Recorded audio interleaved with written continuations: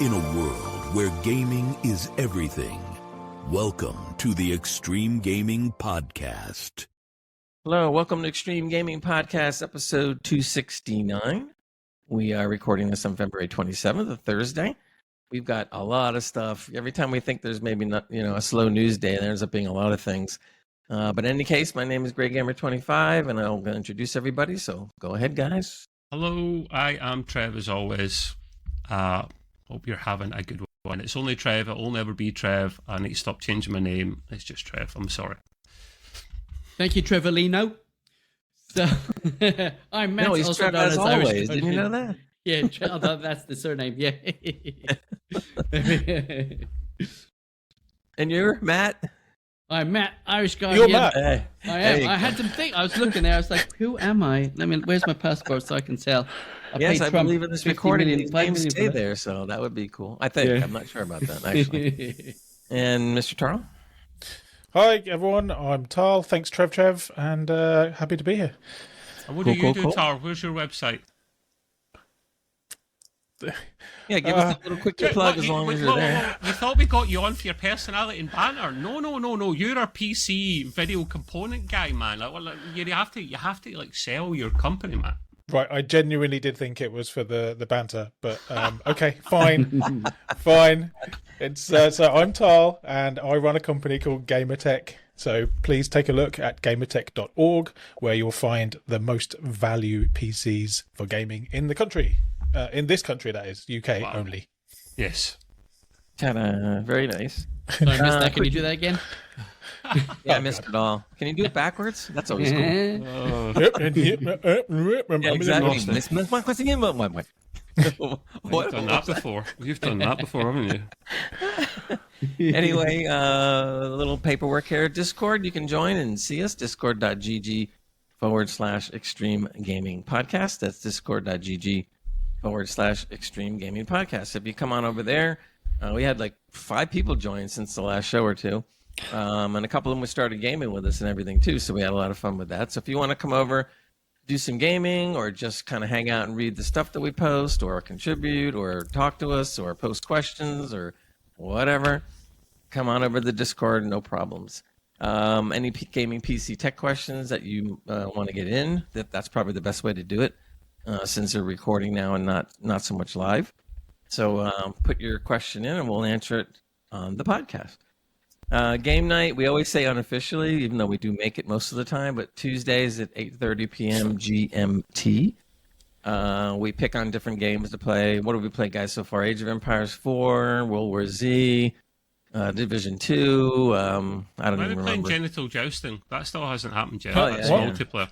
That's a game You by the way. haven't heard of that one, Char? I've not heard of. I mean, well, I've heard of that one, but I've not heard of the. Your little willy can get a cut while shaving. Like it looks like a little willy, and it puts a suit and tie on. It goes to work, and it does everything that a person would do. Game. But it looks like a willy. What the hell are you even saying? I don't. Genital jousting is a game. It is phenomenal. Believe me, when I first heard about it, my don't wanna play reaction in was the VR, though. yours. No, I didn't mean in real life. You and I like no. It's a game. It's a video game. Oh, what are you saying? You don't think I'm No, I attractive? would lose or- in real life. That's why I play it in the game.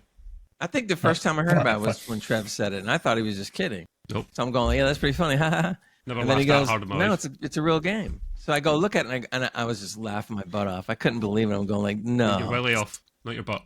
Yeah, All right, so is that what we're playing next week, or No. Well, wait a Yeah. minute. what do you mean? No, We're not live. it sounds great. We're not live streaming it, so we could Is probably it- get away with it in the Discord. Actually, Trev, is it multi-genital? Can we all play? We just had to do that. I think we can actually. That's good. Yeah, I like it. Oh boy, we're already off to a good start. We already talked about gamertech.org, but take a look at the site, and Tara will build a PC for you for free. I mean, not for free. Over. We're on the socials: YouTube, Extreme Gaming Podcast; Facebook, Extreme Gaming Podcast; TikTok, Extreme Gaming Podcast; and X, Extreme Podcast. Not gaming, was We'll someone get more took it. coming soon. 1 or 2 more maybe. But we'll, we're working on that one. Great. I have one or so- 2 announcements as well. If you're finished, my man. Yeah. Yeah. Can I give a little shout out to No. Brilven, I might be pronouncing his name wrong. He is going to run a marathon, I think he said, this weekend, and the poor bastard is going to be listening to us whilst he's doing it, so we need to really up our game, boys, and make sure he can't concentrate and he falls all over the place like a drunk runner. So good luck, Brilven. Nice. Hope you smash it, mate, and you get a good time, and we will try and do you a good show, my man. The only thing I hope is that when he's running the race and listening to us, that he doesn't laugh at what we're doing and lose time. Yeah, that's a problem. You can't laugh and run; it's difficult. So I don't think there's much hope of that. Yeah. Sorry, man. Yeah, you might lose precious seconds. And the other real, the quick announcement as well that I didn't add to you, and I should have. Sorry, I'm unprepared today. We are going to be doing some ad hoc special episodes, trying to up our game, trying to be professional. And the first one will be coming to you in the next kind of week or two. But I already have a second one lined up that the boys don't know about. And I'll give Galuzzi a shout for that one. He put a very interesting article into the gaming channel about Steam, and maybe they're not as bad as like Valve Steam. Maybe they're not as bad as you thought they were. And he put some good arguments in there about what's going on with the gaming industry with that. So that'll be a second topic for us to discuss. If you want us to do a special on anything where we spend half an hour, we just talk about that one thing until we run out of stuff to say, let us know, and we'll see what we can do. That sounds very cool. Gray. And then eventually we're each going to do a special on each one of our lives and put that on there. And I'm sure everybody would love it. Who am I? Oh, God. We put everybody to sleep right away. That's not a bad idea, actually, but I'm semi-serious about that. It's really hard to talk about yourself for more than a few minutes. When we were in high school. No, you get asked, you get interviewed, Tarl. That's the whole point. I've done this before on another podcast. They interview you, and you have a rough idea of what you're going to be asked before, so you're not cut out. But you get interviewed, and then you kind of know what you're going to talk about. It's actually a lot easier. Yeah, it's not like most times in interviews you usually know the questions, or more or less you're given the questions, unless it's a news oriented, live kind of thing, because then they could ask maybe almost anything. But if you're a narcissist, that really helps. You go on for a lot longer. So yeah. Anyway, you'd be surprised. Some of the stars that you see go on there, they have their list of do's and don'ts that they submit to the producer. Don't ask me about my last boyfriend. Don't ask me about or whatever. Yeah. Otherwise, they won't do it. They won't do the interview. Exactly. It's interesting. All right, we're going to move along to. Go ahead. I'm sorry, Tara.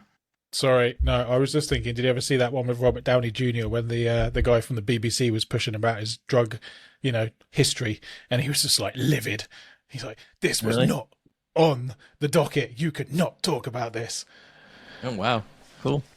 Yeah, sorry. Should clip that and just bring it in. No. Yeah. All right, we're going to get on rolling with all kinds of game and hardware stuff. So the first up is going to be Trev. He's going to talk about a game review of World War Z. Go ahead, Trev. Yes, Wes, an old game, but an actual game to talk about and discuss. I'm the only one out of all of us here that I think played this. I was playing it with the other guys on our gaming night, which, by the way, we've got quite a few people signed up for that. See when you don't make an effort anymore, Gray, it kind of just happens. I don't know what's going on there. Yeah, I know, it's funny. It's hilarious, but we already had 6 people signed up for the next one, so we're going to be continuing on next week, and there's only 4 people in a team, so I'm afraid those that couldn't make it last week, you're just going to have to go and play Division 2 with Gray, or something else. But we'll try and stream it so you can watch as well.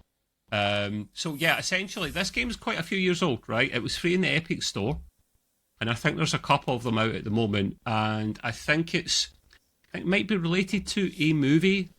Someone might be able to tell me. The movie, World War Z. Yeah, there's a movie. It's got Brad Pitt in it and everything. Yeah, it rings a bell. Oh, I thought it was the other way around. That the movie from the game. Okay, maybe it is.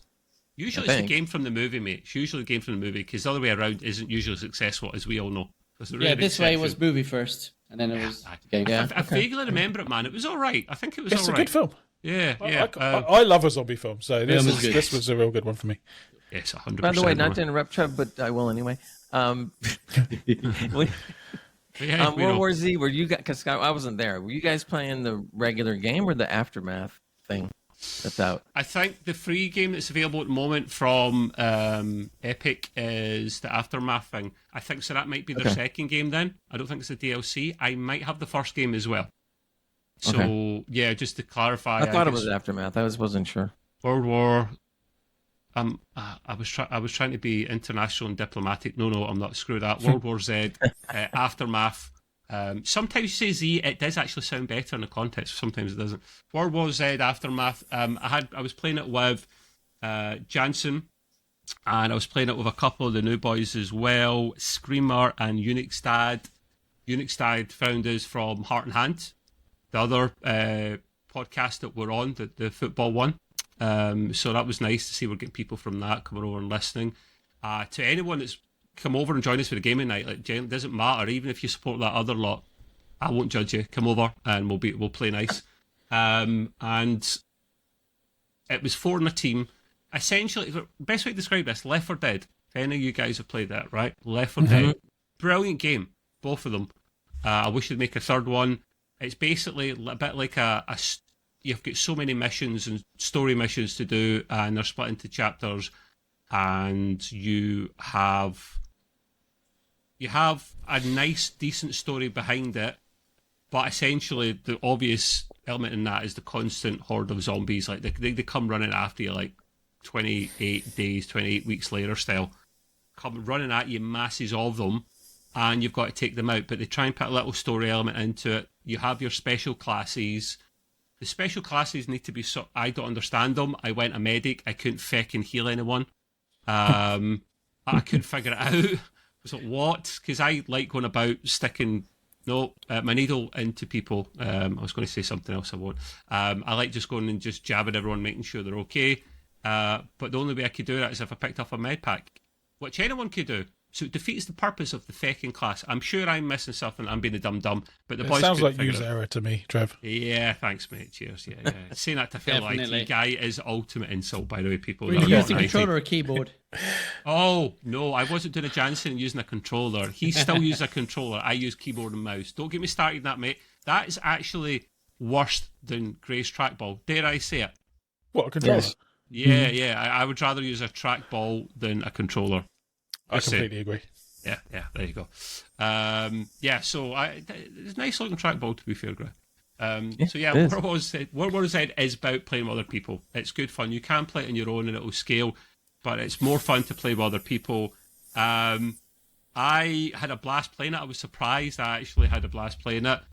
You can pick up a bunch of weapons as you go through it. You can refill your ammo. You can run out of ammo, but essentially, you'll do a bit of story element, get to where you have to get to, and then you hunker down and take out the horde of zombies.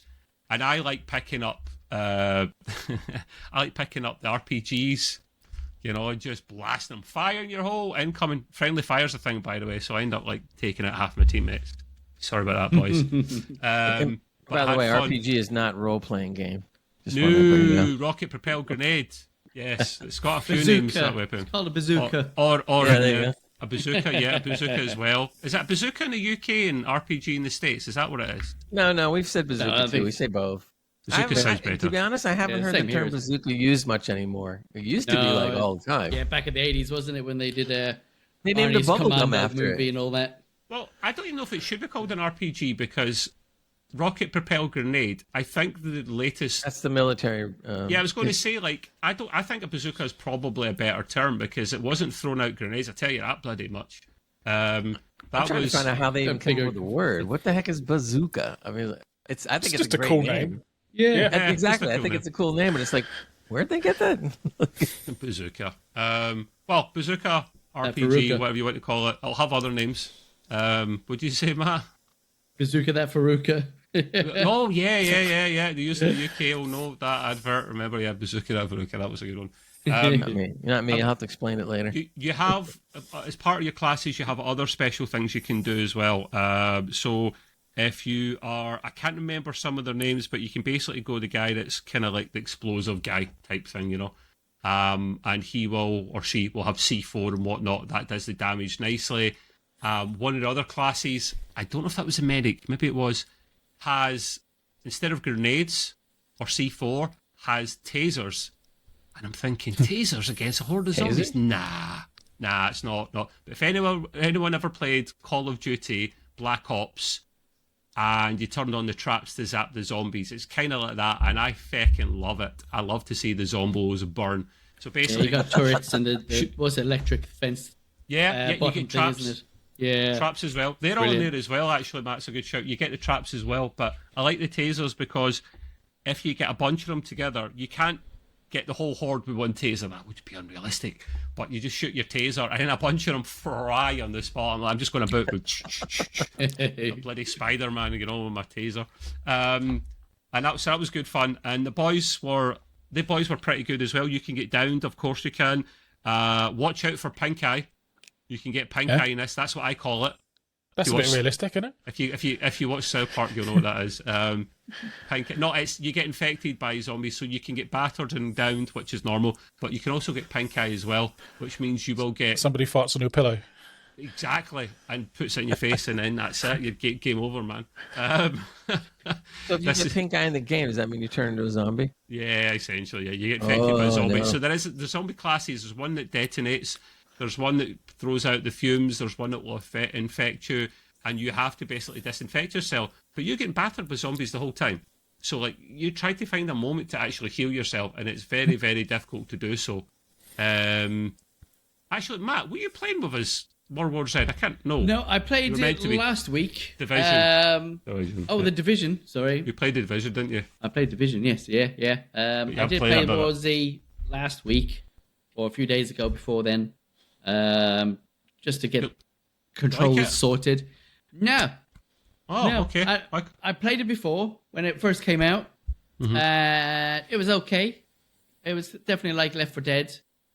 Way too much like it. And then Which is a good thing. It is. Yeah. But then when they did this new release and they renamed it, the old quotation fingers going, I was expecting something new.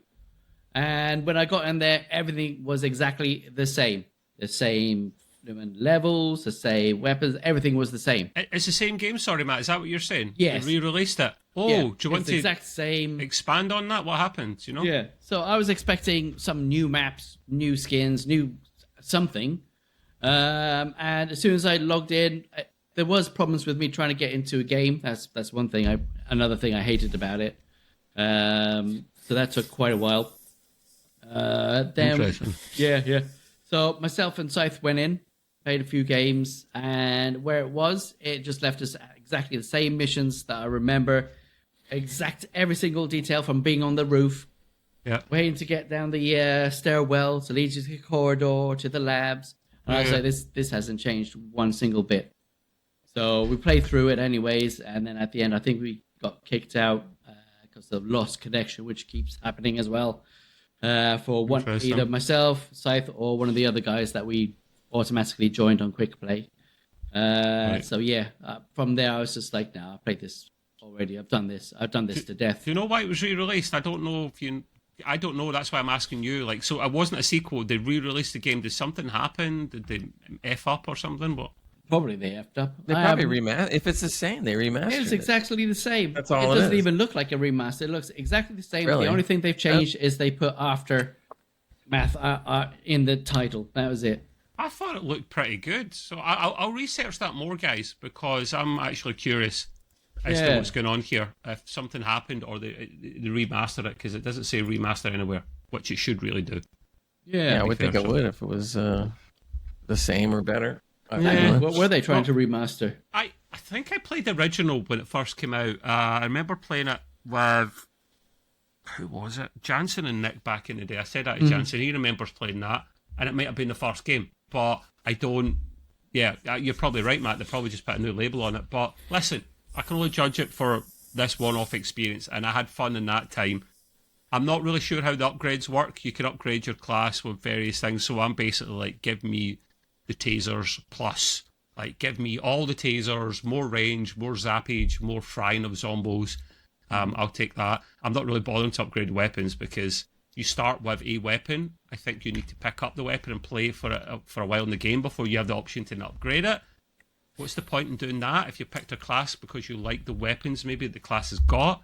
So, I don't know. But listen, it's all about having fun in these games. That's the most important thing. And we had a blast, pun intended, playing it. I don't know how far we're into it, but Chancellor will probably be able to tell us. But we're going to continue next week. So we've got like 2 or 3 game voice rooms there. Yeah.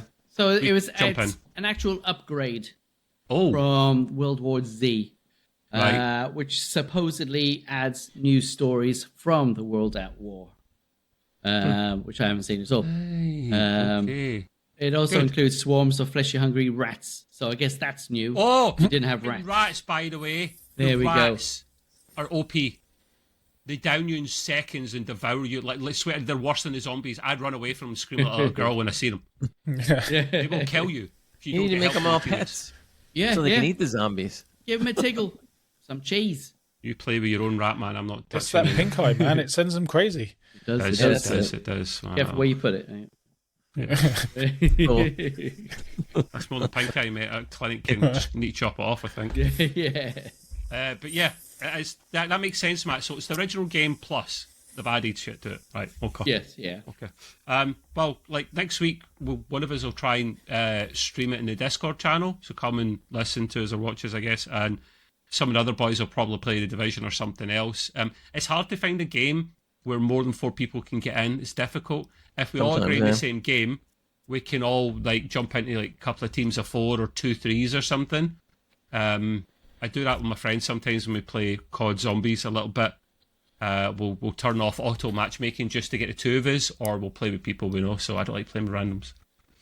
But anyway, yes, World War Z, come along next week and watch us. And if there is space, you can join in.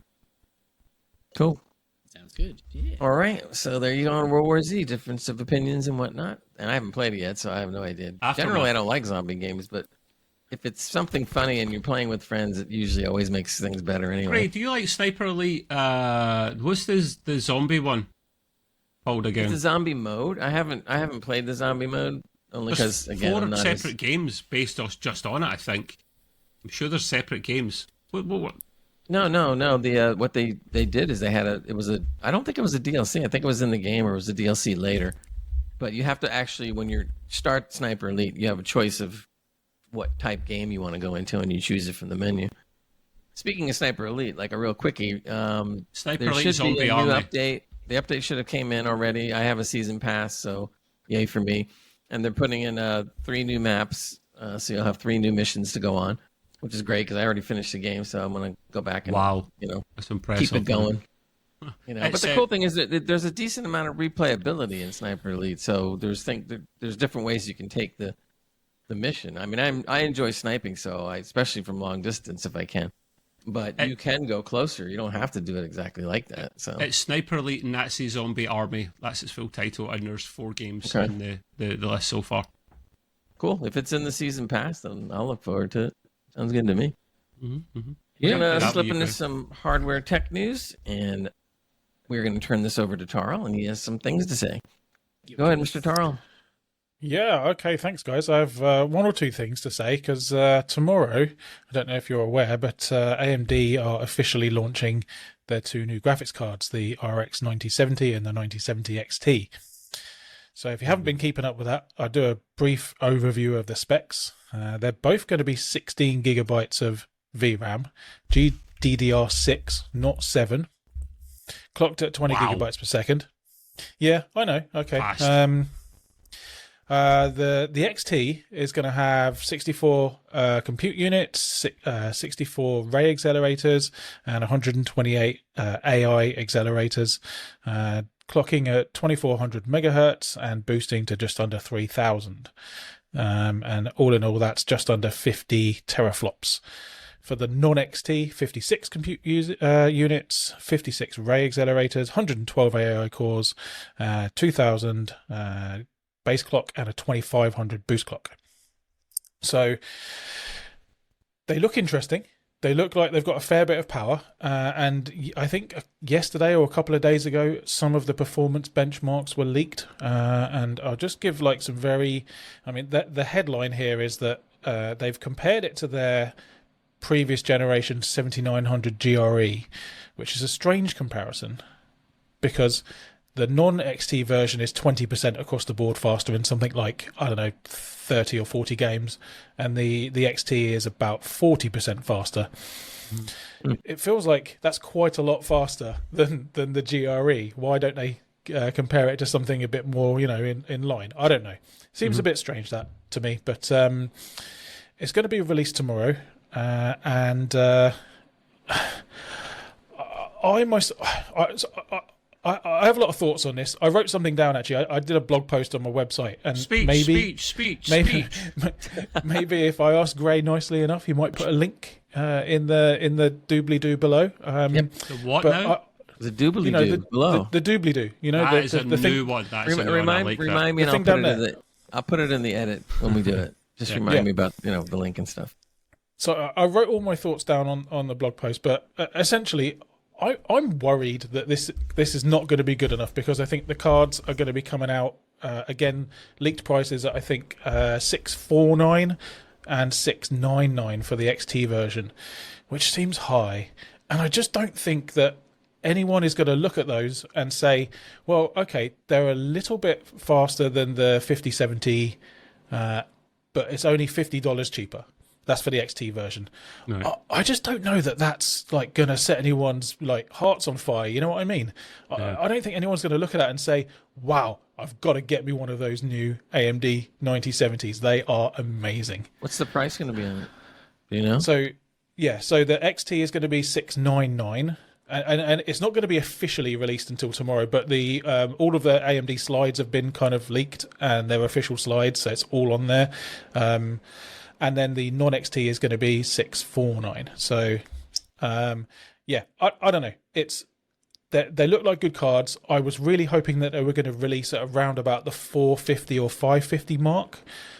This seems a bit high, but who knows? I mean, yeah. But that might be relative, though. They're not as high as the Nvidias. So, looking at price point, you're doing better on the AMD.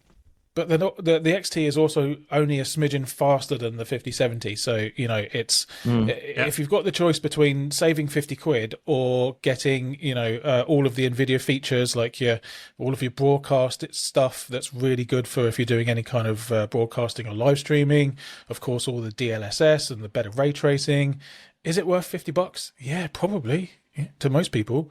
Again, I just don't think this is going to set anyone on fire when it comes to them going out to the shop and saying, I want one of these. What do you guys think? Does it sound like, if you were going to buy a video card right now, would you consider it based on what you've seen? Yeah, I wouldn't. Price-wise, it'd probably be more affordable to the old pocket. I mean, I would go to the shop and go, I have to buy this. And I'd probably blame the missus. I'd be like, she's telling me I have to get this. I can't get the one I want. I have to get this. Which is true, which is factually correct. Yeah. So, there is that. If it it'll keep you up on that end of the gaming as well. So, since I think I would. Especially, you'll save a few bucks though, wouldn't you? It's not very. First of all, the XT is very Nvidia-esque. Giving you a model up and just giving you a tiny more performance rather than actual a nice meaningful bump. That's very Nvidia, very sly and sneaky, I think. But I was hoping they would compete at the high end of the mid-range for a good price. It's not looking like it so far. Until the boys test it out, the regular suspects we know online, we don't know for sure. I was kind of hoping, Taro, I was like, listen, can you compete like a 5080 or something? Like maybe. I know that was ambitious because I've got one of these. So I want to match them up. I've done some very basic calculations, and it should be that the XT version should be just below performance of the 7900 XTX, which is the last year's flagship, which puts it around the same kind of performance as a 4080 Super. So if your 5080 Super is 20% better, roughly, then this is going to be 20% slower than a 5080. Yeah, I've got a 4080 Super, so no point. Yeah, I think so too. Yeah, that way, yeah. I just think at this point, I get it. I think at this point, I really wanted AMD to just be like, we need to change hearts and minds here. They've got 10% market share. compared to Nvidia's 90%. Yeah. What are they doing, honestly? Do they want to compete in the graphics card market or not? Yeah, but and if they do, they need to do something. It needs to be drastic. But Carl, their money is not being made in the consumer market. They make a lot of money outside of that. That's do Nvidia very as well. well. That's all of them. So Yeah, no, for sure. there's a lot of things being run on AMD's architecture. So they basically gave up the overall crown to Nvidia like months ago. Yeah, or whatever. So I I understand. agree with you on the surface. I agree with you. I do, but it doesn't look like they're changing their mind, especially now when you're telling me all this. Could this be them testing the water to see, tip their little toes in, say, oh, we did this little bump. Will it, get there? And then maybe after that, if it is successful or people do go that way, maybe they'll start going, oh, let's expand it then. Let's do a little bit more. Yeah, I don't know. Or is that Man. my It just dream? doesn't seem like enough to me. When you've got 10% market share, you either want to do something about that, and in that case, it needs to be pretty drastic. Go big or go home. Yeah, exactly. Yeah, but you know what? I think it's also what your competition. Like AMD's chips are selling much better because why? Because the Intel has had lots of problems, so they're stomping all over them while they're down Get and to selling AMD's problems shortly. and selling a good chips. But Nvidia is not going down like that right now. So No, but Nvidia are having a lot of problems with this current launch as well, they are. right? They've got melting cables, they've got black screens, they've got I think the general sentiment towards the 5000 series is not positive. So this is the perfect time for AMD to strike, right? Because it's similar to what happened in the CPU market. Intel, they got complacent and they started making mistakes, and AMD were able to capitalize on that. Well, there's also the research graph. I mean, you can't, if a time comes where you can do something and you don't have the research until the next generation, you can't do it. I mean, you know what I'm saying? Like AMD just can't take their present card they just came out with, like you said, and put a couple of tweaks on it and say it's much better now. It's not in the pipeline. That's the only bummer with that kind of stuff, because you have to plot out so far in advance that it gets rough on the market. You'd be going like, oh, the market will be great for this, and by the time it actually comes out, you could be right, you could be wrong, or whatever. But we're gonna have some stories from Trev and myself about the 50 series cards, because there's been a lot of crap going on with it and stuff like that. Thank God Trev didn't buy one. Oh man, we're all sticking to our cards. I'm glad he did. I genuinely think this is the worst generation of graphics card from Nvidia for a very long time. Probably the 2000 series. It's almost like they're paying too much attention to AI, and they're kind of dropping the ball and everything else. Gamers, man. Yeah, well, I mean, look, they've got what 3,000. They've got graphics cards selling for $3,000, but this is the bottom of the stack for them. This is absolute pocket change when they've got companies that are buying AI cards in the dozens, in the hundreds even, that are worth $20,000 a pop. Yeah. Bad. I wish I could pop $20,000 right away. True. Yes, that'd be nice. That'd be good. All right. Well, to keep on rolling with the hardware tech news, we're going to go to Trev. He's got a few things we can chat about. So take it away there, Mr. Trev. Yeah. So as I showed you before, I haven't built this yet, but it is basically a 9800 X3D, which I've had in my possession for Fortnite and done nothing with. But I can't return it now because it's a 2-week bloody return window for scan. And I'm learning that there's 9800s that are melting. So literally what I think's happened is AMD got into bed with Intel and caught some disease, right? Yeah. And the same thing's happened cyber there. herpes. These CPUs have been sleeping around. They picked up some digital herpes, as Matt said, and they've got the same bloody burning thing. Well, it's not exactly the same. I joke mostly, but no, I think I'll probably be okay. Essentially, several people were reporting that they were experiencing widespread crashing failure incidents on their machine. Came from multiple folk on Reddit, which you take with a... It is great. Yes. Digital herpes is real, 100%. There is a support team out there if you need us. Don't get it. Don't get it, mate. Anyway, you shouldn't get digital herpes at your age. You're fine, Nick.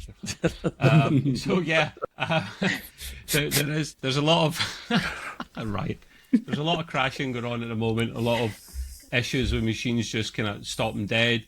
And of course, this is the main thing that came to light with this was a burning of a CPU. Actually, smoke coming out of it. Right now, there is a mega thread on the Asus ROC subreddit, so it's more prevalent to these guys.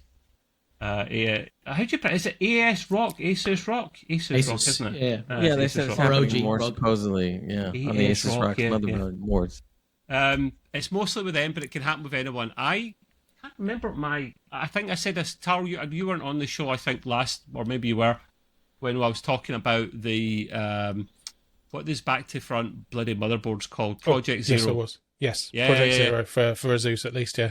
Cool. Well, this is it's MSI or something. It's another company. And I thought it was brilliant that you could do this. And why is it taking this long to actually get to this stage? I don't think I will be liable with this. I'll have this problem. What I'm going to do is Asus ROC they were suggesting just update the BIOS of your motherboard immediately, and that should solve the problem. But a cheeky BIOS update fixes a lot of things. Mm-hmm. Yeah, that's the first thing I'll be doing. Because Trev, can I jump in a little bit on this one? Is that okay? Because I think I might have a bit more up to date info from just today. I think someone's collected all of the information on this, and it looks as though it's actually all on ASRock boards. So, and I think ASRock have put out a statement as well, saying that it's something to do with RAM. Now, I don't know exactly what's happening there, but they're saying, something about the RAM speeds doing something. I literally just heard it and read it for like 5 seconds, so I don't have any detail. But what I did collect from it was that I think it is just on ASRock boards. They're claiming it's to do with the RAM, and they've put out a BIOS update which should fix it. So I don't actually think it's anything to do necessarily with the 9800 X3D. It just probably happens to be that most of them have been on those. Yeah, there was something wrong with it. So many people have bought them. Yeah, you'd be seeing it on other boards across the board. Get it? Yeah, but and I don't think that's the case. Yeah, exactly. So that's actually good news for AMD, because I'm sure they're not happy, but they don't need bad press, especially since they've been stomping on Intel. So obviously, ASRock probably came out right away for two reasons: one, they need to, and two, AMD's probably going, "It's your fault. Say something." Yeah, for sure. That does make some sense, because I mean, the article I was reading, of course, we always take these things with a pinch of salt, guys. We don't read them out as if they're gospel, actual factual information. I don't look, when I find a news article that's interesting, I don't then look for 2 or 3 versions of it to try and match it up. Maybe I should, but I'm not a journalist. I'm a podcaster, so we're not journalists, right? We just talk shit on the podcast. We get it's amateurish. It's amateur hour, and we're very good at being amateurs. No, this said initially, Tarl, that these guys thought initially that either the processors were turning up dead on arrival or dying out after a few days or weeks of use, and they thought it could happen with anyone. But then you've just literally read that from today, so that is good news. I will still update the BIOS on my machine. It's the first bloody Windows update I will do when I go on. Yours is an Asus board, right? No, yes, but I'm switching machines, so... what's your new motherboard then? Paper mache. MSI. Just cool. looking at it Okay. You should be fine then. From what I can see, you should be fine. I like Matt's version better, paper mache. Yeah. The PM 4860, like paper mache. Modular AO as well, so you know. Paper mache. Listen. Listen, I don't think AMD were going to suffer the same full-blown problems as Intel, but no one's squeaky clean in this, and more testing needs to be done. I'm not going to just go picking Intel and bashing them. Competition is good. They should be testing more thoroughly, and I'm talking about testing hundreds of processors actually, essentially, or doing better QA checking on batches of them as you go forward. So that everyone's trying to save money at the moment. Yeah, including them. Break it in. Just look at all the gaming companies, right? They've none of them got any QA departments anymore. They've literally fired everyone that's in QA. Yes. So I think this is a common sentiment across the board. It's the first place where people try and save money. Let's cut some corners, boys. Yes, and that's in the long run. That's terrible. I mean, really. It happens in games as well, doesn't it? All the time we see it. That's the big games for some time. Yeah. The shareholders don't care about the long run, though, do they, Gray?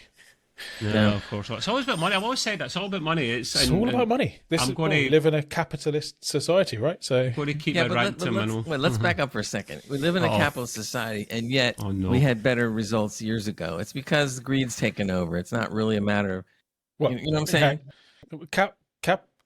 No, hang on. I can't think of the right word. Capitalism. Rewards greed. That's the system. That is literally the system. Right, but what I'm saying is, there's been plenty of instances before this where it's been fine, and they made their money, they were happy, and they put out a great product. Now it's like you said, when you cut too many corners, ultimately it's going to kill you. I think all of the pressures and the inflation, all of the costs rising, everything's rising, everything's closing in, right? So everyone's like, okay, we got to save more money, we got to cut here, we got to cut here, we got to lay off these people, we got to not do this quality checking. It's just getting more and more and more of of having to squeeze everything. There'll be a popping point, I'm sure of it. Oh, of course. Yep, 100%. Well, there always will be. It comes to an end at some point. People's frustrations boil over. The total and absolute breakdown of society. I'm getting too political now. Wow, we're getting deep, man. It's like the Civil War movie, man, but with like gamers and the gamer version of Civil War, basically. I know. Who's with me, guys? Let's march on the streets. I know we're tangent specialists, but still. Yeah, it's back We're on playing track, games boys. on typewriters next. I'm up for that if you are. If it's multiplayer, I don't mind. Can you get Snake on that? No, far too advanced. Far too advanced, yeah. I'm out. So I mentioned this a few times in the past. People get sick of it. I don't really care.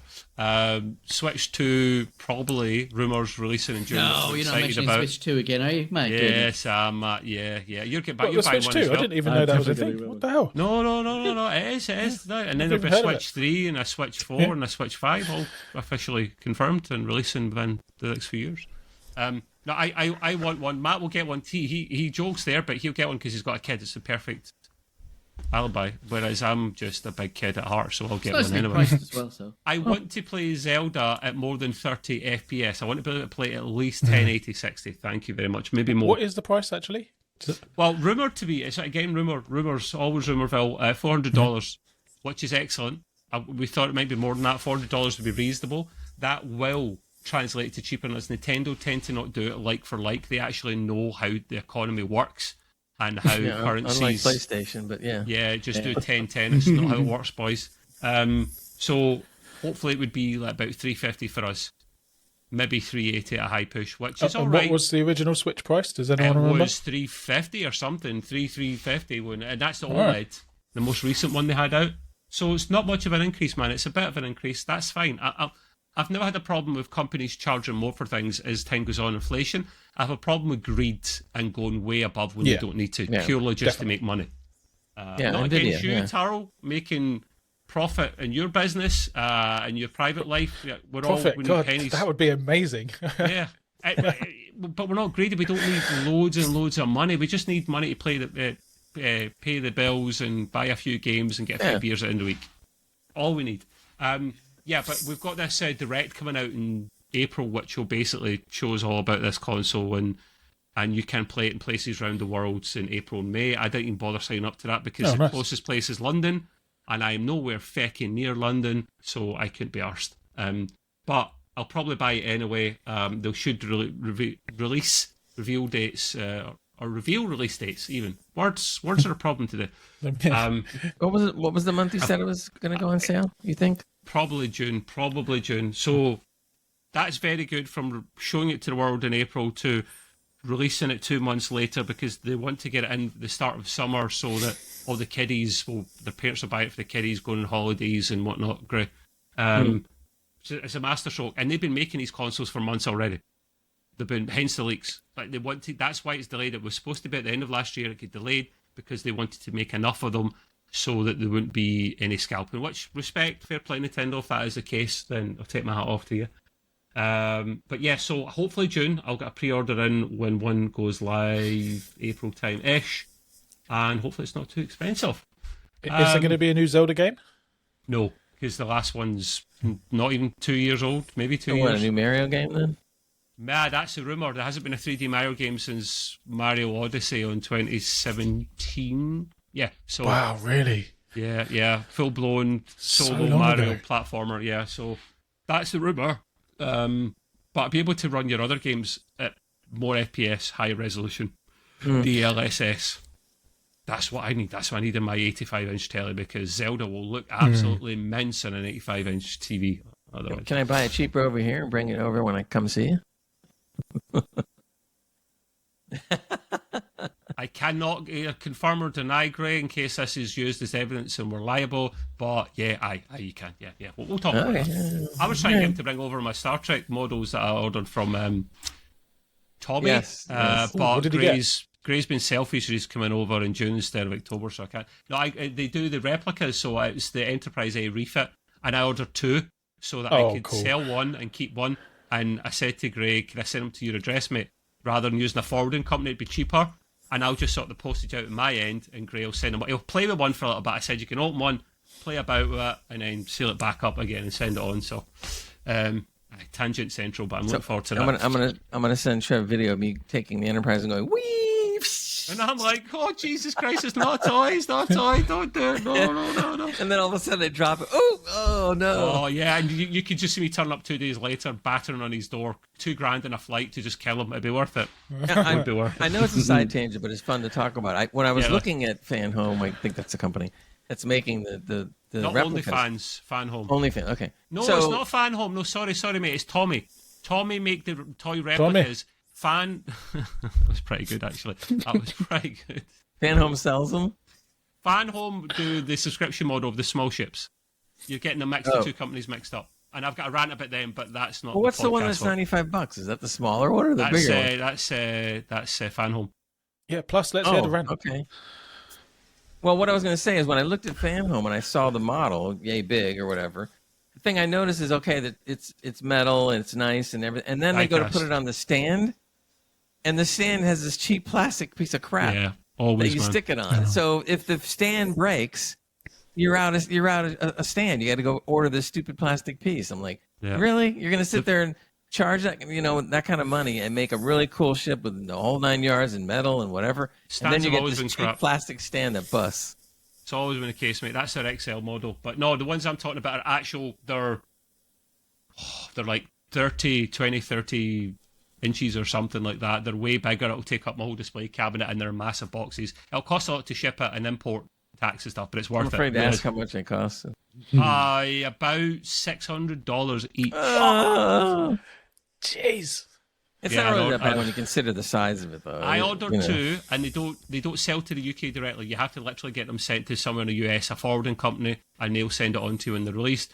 But they'll charge you a premium to do that. So send it to Gray. I've done this before. I arrange shipping on my end, and Gray just takes it to the drop-off place and sends it on, and it's cheaper that way. And I will sell one in the UK to try and get some of that money back because they don't sell them here. Anyway, sorry, massive tangent. We actually are not doing that. I just want to let you know. This is not capes and phasers. This is just a theoretical situation.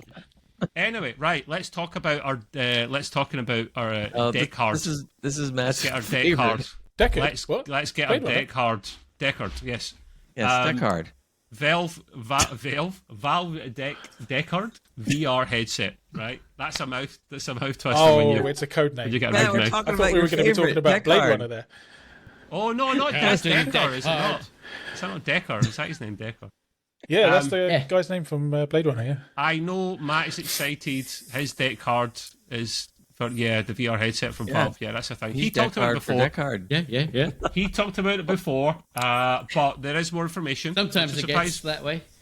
You're too old for you're getting on You as well take- with the white hair, mate. So yeah. Can you take a pill or two? Yeah, Soft. That'll be the soft Deckard. hard version for you. They'll do 2 versions of console.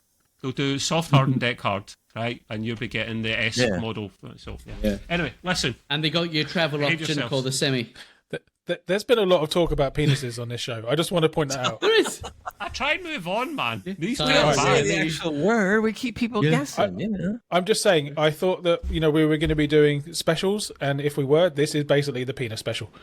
Yeah, that's it.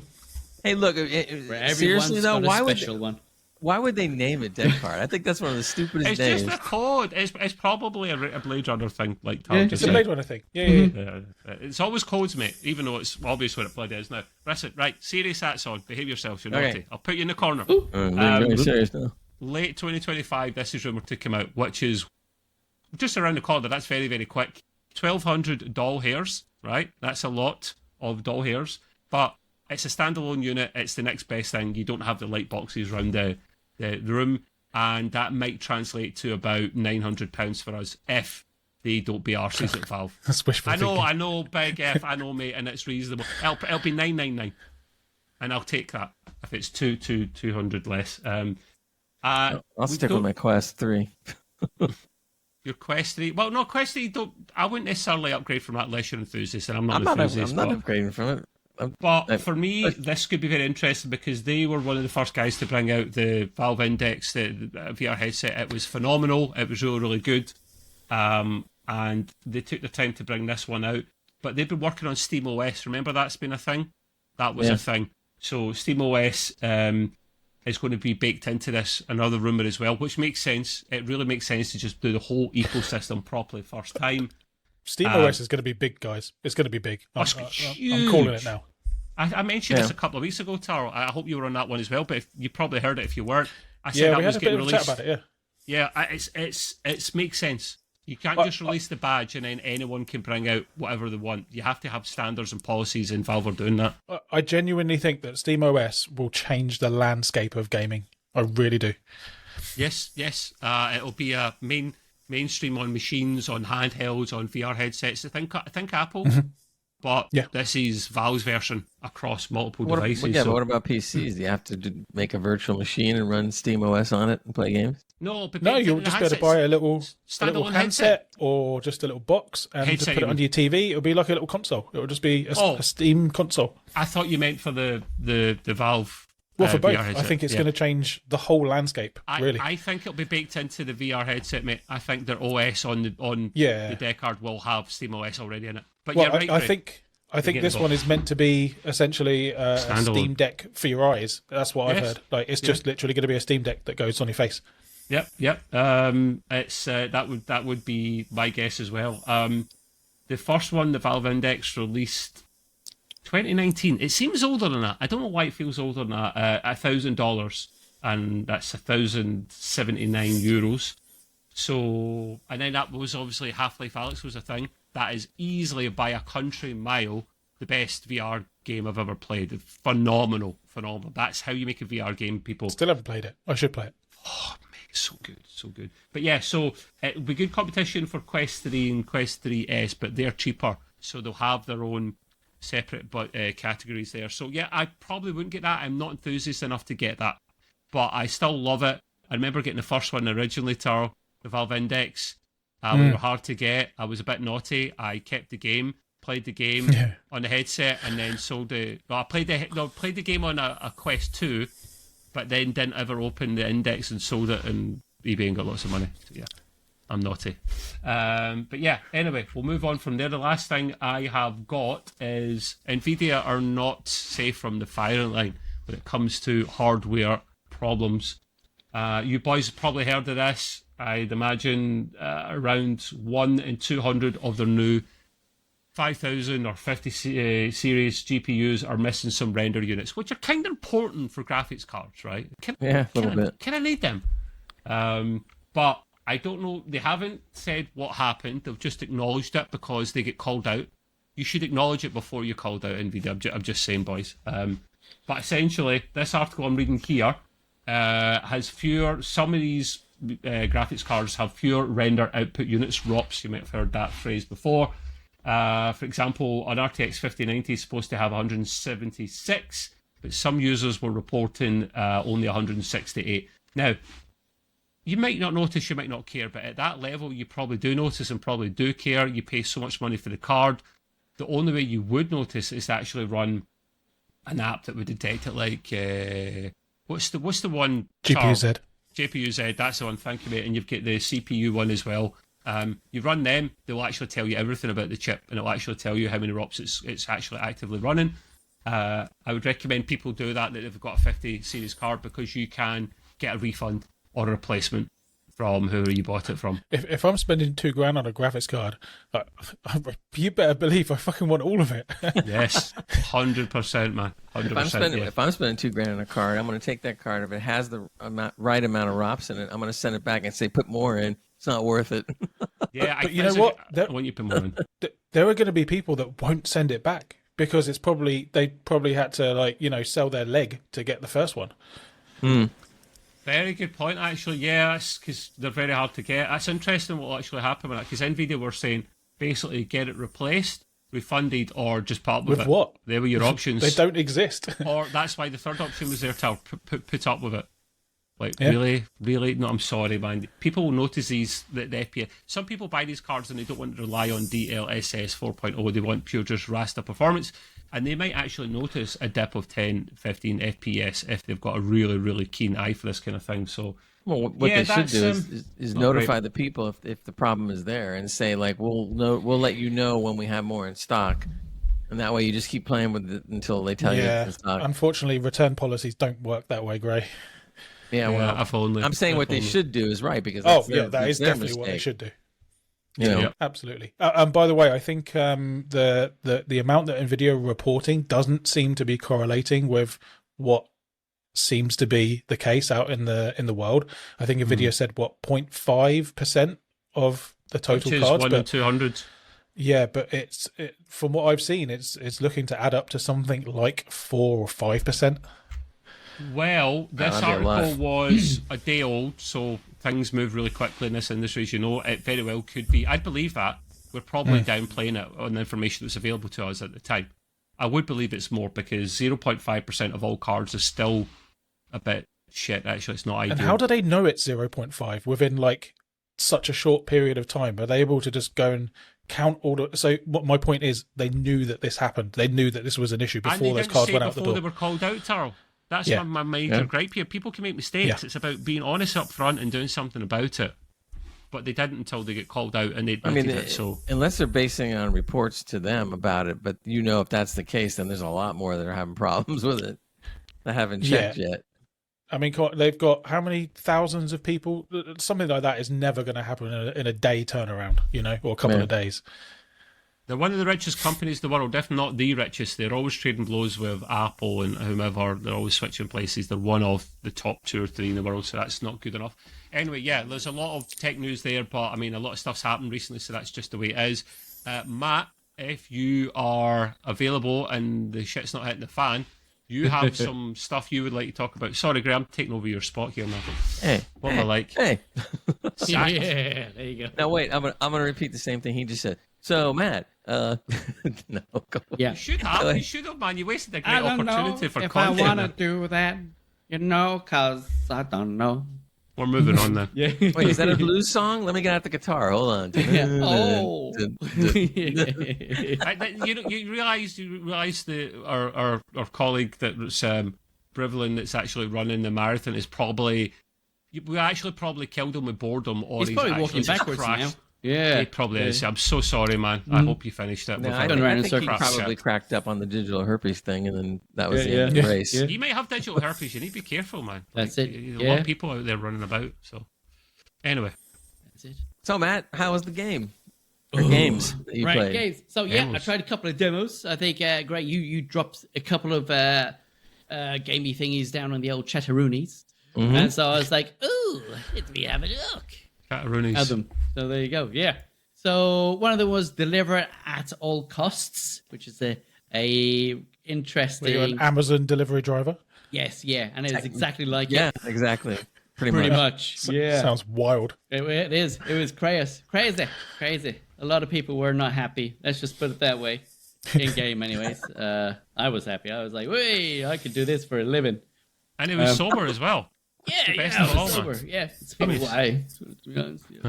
And That's the by first the way, way. we just to interrupt for a second. We do a video podcast, everybody out there. So if you're listening to audio, a couple of days from the point of this coming out, we will have a video podcast, and I will be putting in clips of the game he's talking about. By the way, Matt, I saw the clip. I was cracking up. I looked at the funniest thing I've ever seen. A car just crashed into everything just to deliver something. Yeah, yeah. It was great. But what happened, no, Matt? Go ahead, explain the game because it looked cool. Yeah. So, so this game is kind of like a top-down. It's kind of like GTA kind of vibey driving sort of thing going on, which is quite interesting. Let me just get into this bit, and then I'll tell you about my little demo game part of it as well. So it's a buzz with excitement for this. So it's an action-packed adventure set in the 1950s. Sorry, but it kind of has an apocalyptic look to the world. I don't know whether that's supposed to be that way because there's a lot of broken roads, broken pavements and stuff. So I kind of didn't get that part, and it looks kind of messy on it. So I don't know whether they did that on purpose or they think that's what the 50s were like. Maybe it was. I don't know. I wasn't there. So from there, you step into the shoes of this guy called Winston Green. Winston Green, my name is. Who's a fiery tempered courier with a mysterious past, navigating a city full of chaos and destruction. You could drive into anything, buildings, and it wrecks them, which is fantastic, and it also wrecks your vehicle at the same time. So at this, you have to tackle bizarre deliveries, going through missions. You can go through things, smash vehicles. You can make your car jump up and down as well, which is quite interesting. The controls of it is mad. It's absolutely mad. It takes you a while to actually get through it. So from there, it's quite interesting. It's a very gripping, interesting story. So I think it's been divided the story into 3 different acts, where you meet interesting people in there. I was trying to say. What? Do you get to have a different car each time? I think you're gonna have to. Yes, especially if you drive like me, you're gonna need multiple cars. But you are given at the beginning a little truck thing, what do you call them, flatbeddy kind of truck. Flatbed. Yeah, sort of thing, where you go off with your Our deliveries American in. car, the old flatbed. We don't have them much here because if you remember Clarkson on the Grand Tour showing why you can't drive a flatbed around the UK because he comes out the shop and everything's been nicked from the back of his flatbed. Yeah, so it's like a Ford one sort of thing. Yeah, it's like a Ford Transit. What do you call it? Ford. We're not as trusting as the Yanks. No, true. So there you go. What was that? No, you guys are more trustworthy. That's what I'm saying. It's a compliment. Yeah. So there you go. We don't nick stuff from flatbeds. Anyway, Matt, carry on, my man. Yeah. So the good music, nice design of the game completely there, quite atmospheric, and a good storytelling game. I like how they say it's atmospheric, just smashing the things. Yeah, absolutely. Everything goes haywire there. Yeah. So you can also play it on PlayStation 5, Xbox. It's on Steam, Epic Store. So there you go with those. So my first part of when I got into it is you starting in this flat, studio flat sort of thing where everything's there. You get yourself dressed. It's a little bit of a storyline to it. You know, oh, this is happening. Oh, there's a letter. Let me read that. Let me go get a job. You go get a job, you get a truck, you get the truck, you get your deliveries, you get up. There you go. Yeah, so with my one, I had to pick up fireworks. And one goes off when the guy is trying to put it into your truck. And he goes, nah, and runs off. I ain't touching this. He's gone. So I'm like, why has he done that? So I went off and picked it up and put it in my truck and started driving. As soon as I start driving, the fireworks are going off left, right, and center. Into people, into shops, blowing things up, going into vehicles. Vehicles are going off the road and smashing. I'm smashing into vehicles and into fireworks at the same time and lose my wheels halfway through. So sounds like real life. it does, yeah. So I've got no wheels. I can't go nowhere. What am I going to do? I'm going to get out. Hey, you could ride on the rims for a while. Yeah, you think you could, but Ouch. no. And I tried to jump the vehicle. The vehicle's jumping up and down. Nothing's happening. People are getting mad and angry at me. I don't know why. I'm just doing my job. So yeah, I'm getting out. I'm looking around, say, what can I do? I need another vehicle. I can't carry on. And people are coming at me, left, right, and center, going, "What are you doing?" And pushing me, kicking me to the floor. And I'm like, oh, this isn't on. And then I get back up, another firework goes off, and then another person comes in, gives me a slap. I'm on the floor again, and I'm like, what the hell? So I'm getting up, I'm pushing people. You're on the floor now. How'd you like it? So now I'm going in there, and I'm going to kick this fella. Can I kick him? No, because another charge firework. for this content. It's great. Yeah. It's epic. That's You've it. actually got all the money. Yeah. Another guy's come up behind me and he's kicked me to the floor. I'm on the floor again. And I'm like, my God. So I get This myself game back. sounds wild. It does. I get myself back up No, it's again. probably not as wild as that, but Matt can make anything sound amazing. It's a skill set that he's got. I went to Royal Mail. I delivered my post. My post got delivered. I went that way. I saw the postman. I said hello. Not the same. It says, sounds I- more and I more ain't like got one- shit. Club goodness. This is club goodness. I haven't got your post. Where's my post? I don't know. Somebody's got it. So there This it is. I think I have to play this game. This sounds amazing. Yeah. I'm exhausted, man. It I'm is. Sounds more and exhausted. more like Monty Python every second. It does. Yeah. Yeah. Your car's not dead. It is. It is dead. Matt. It's not sleeping. I've got a question for you, right? What's your opinion on demos? Remember back in the day, you used to get them on CDs, right, and DVDs, and at the Yeah, good yeah. times, right? I never bother anymore, ever with demos. But Steam's got this next festival on at the moment where thousands of demos are released. Hence why you are playing these demos at the well, moment. they've been I doing don't this see the for point. quite a while now with the with this demo things. They brought in. I mean, you got some demos on there, but you don't get like the huge amounts that you get now. Right. And they Steam have been doing this now for at least 3 or 4 months now. Yeah, after Christmas they did it. Yeah, where are we What's now? your thoughts? Do you like them? Do you agree with? It's- and that's an open question for everyone. It's kind of good because it saves you from getting these early access non-playable things, and that kind of rolls into the next one that I'll mention as well because that Right. one's quite interesting. But yeah, I think it's quite good because it gives you a little.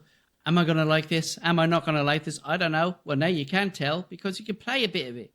You know. Yeah. Can you get early access demos as You- well, like you- an early access game? Well, yeah, I think that's called early access, isn't it?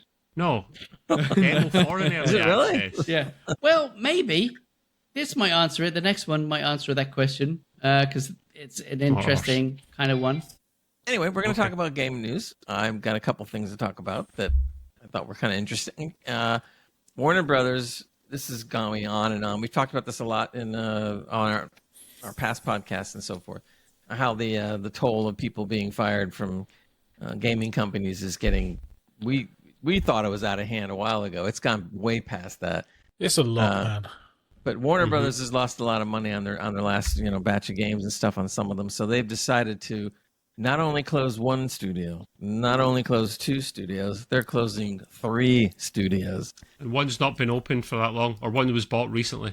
It's crazy. So Monolith gone, Player First Games gone, Warner Brothers Games San Diego gone. So all these things are closing down, and along with it is a game they've been working a while on, which is a Wonder Woman game, to which they were going to use the Nemesis system. And the Nemesis system was used in Shadow of Mordor, the 2 games in Shadow of War, which actually is a cool system. If you haven't played those games, they're a lot of fun. No jiggle physics, boo. With the no, there's not. No, Boobs. but that could have been there too. So that game goes under like other games that have been made or close to being made and have gone under as well.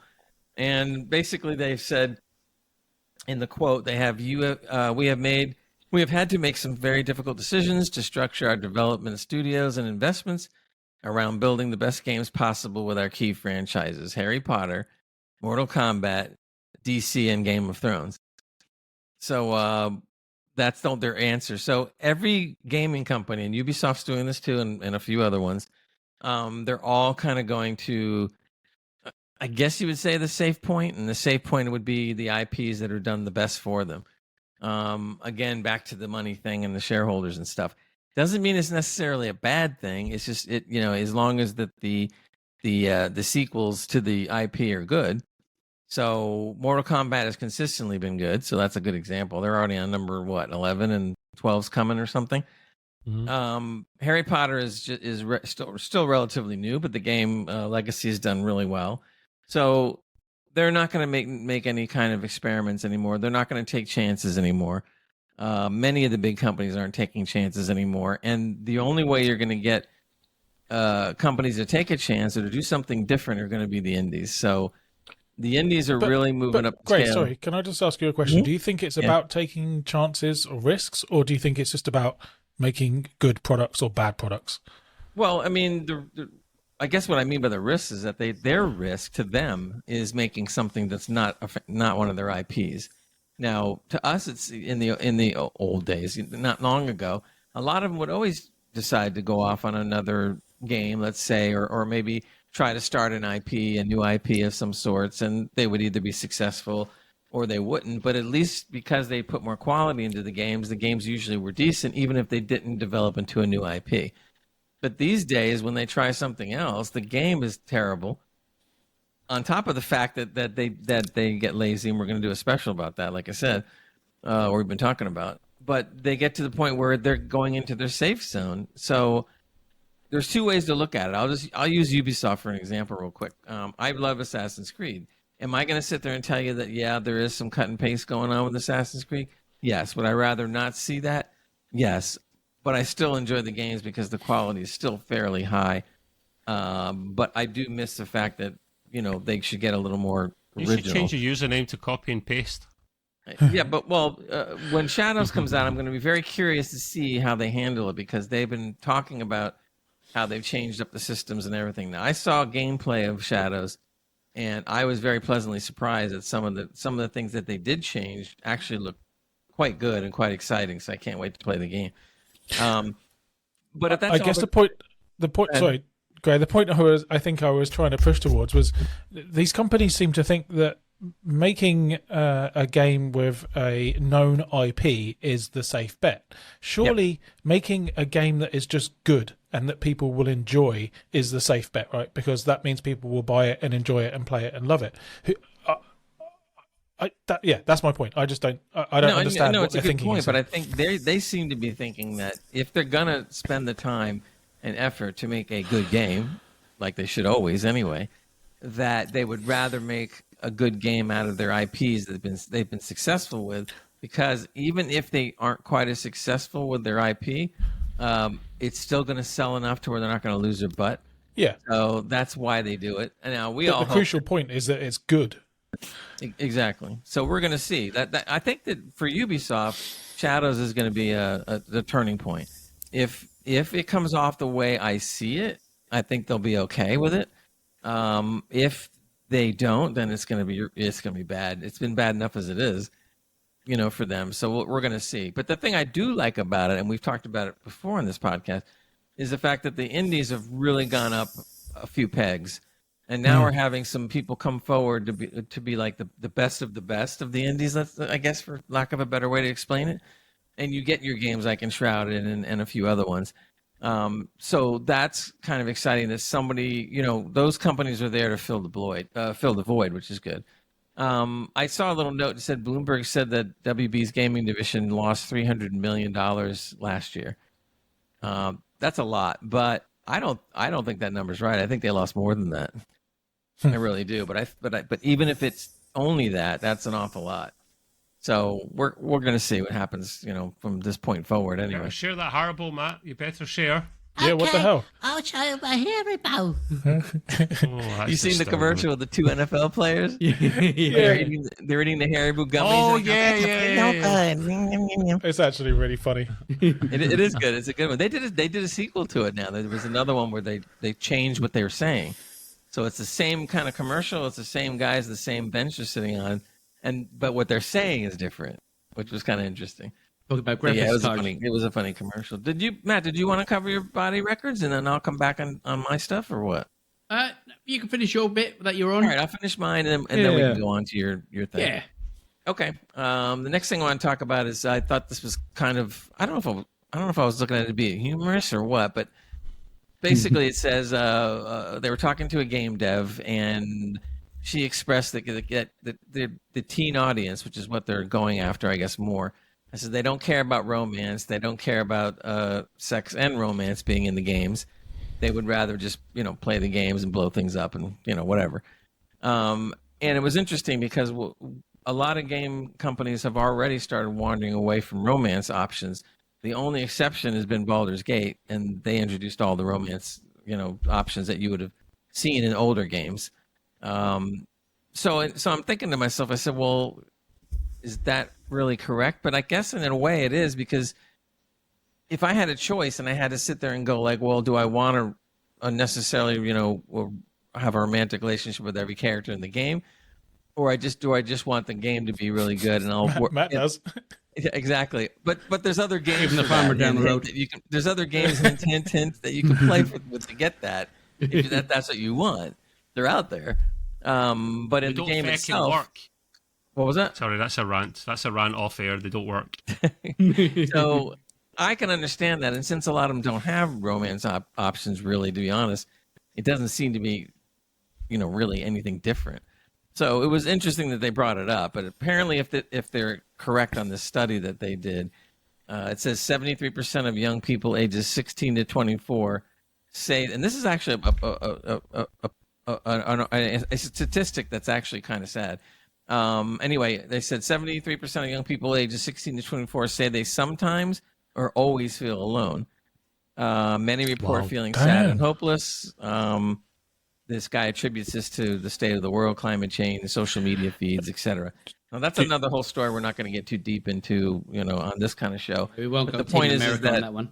Right, but the point is that I can understand that. Mm-hmm. So they want their games to be more how they can form friendships with the other characters, NPCs or whatever, and not necessarily have to worry about romancing them. In other words, they got enough of their own problems. They don't need to have a romance. They just want to have the characters in the game be friendly and be their good friend, and et cetera, et cetera. So I guess that makes sense. I mean, that's not necessarily a bad thing. Good introduction to AI into those type of games, then. Yeah, but I don't see putting that in the game or not putting in that game as a make or break for the game. Yeah. The game is going to survive not because of that. Because like I said before, if you do want a game like that, there's plenty of adult it's got to have content, doesn't it? Games out there that you can get all that content that you want. I mean, they're there. We don't talk about them, but they're out there. Yeah. But still, it was interesting that why you don't see it that much and why you probably aren't going to see it that much anymore. Maybe we should talk about them. Maybe we can have an episode special. Yeah. About yes, and we have to air it after midnight, and we'll have to call it the Extreme Gaming Blue. Yeah. After dark. Or after dark, right? Really after dark. Game station. Or no, in that the is dark. the shop, isn't it? Okay, the next story I wanted to cover, which I think this is very important. I'm really curious your guys' feeling about this. I was rather shocked when I read this article. Apparently, it says Nvidia's 50 series cards failed to preserve our favorite games from 10 years ago, and I'm sitting there going like, well, what are they talking about? So I started reading up on this and seeing what all this is about. And apparently, Nvidia has dropped hardware accelerator physics systems in the 50 series cards. Now, if you remember some of the prior cards going back to the 20 series and even further back, NVIDIA came up with a thing called physics, PHYSX, right? Mm-hmm. Physics, and this was a groundbreaker back then because they were able to do a lot of cool things with that. Probably most notable was the Batman Arkham games that really used physics to their advantage. But apparently right now they decided, since they're junking it, that literally games that you played that you loved, like Arkham and others, that have physics in it, now that it doesn't, the 50 cards won't really run it properly. Now all of a sudden you're getting a whole different view, and it's not a good one. So they were showing some examples using Arkham as an example, and there were scenes where the older cards, not that old actually, because even I think the 40 series runs it fine, would show the scene, and you see the scene, and you see like something breaking up and glass flying and shards everywhere and all this stuff. Then they show what the 50 series cards does to the scene now, since physics is no longer there. Big difference, guys. there are no more shards running around. Sometimes all you see is light changes, and you see no shards going around. And I'm sitting there going like, no, they can't do that. And so essentially, a lot of these games that we like, not just Arkham, because Arkham's a good example, but there's many, many more games that were produced around the 2010s and so forth that are excellent, excellent games. And now you're telling me that because I might have a 50s card, that's the end of that? I mean, I'm like, that doesn't feel right. Not only does that hurt the gamer that wants to play the games again, but like they said, to preserve those games, they're going to go out the window. So this goes back to where you don't own a game. Because if you had the hard copy of the game, well, even then it probably wouldn't protect you because you still got to depend on physics. So they're saying that some of the GPU accelerated physics games were Borderlands 2, Mirror's Edge, Batman Arkham City, Metro 2033, which wasn't that long ago, Metro Last Light, Assassin's Creed 4, Black Flag, and a bunch of others. So I want to hear your opinions, but I think that's terrible, to be honest.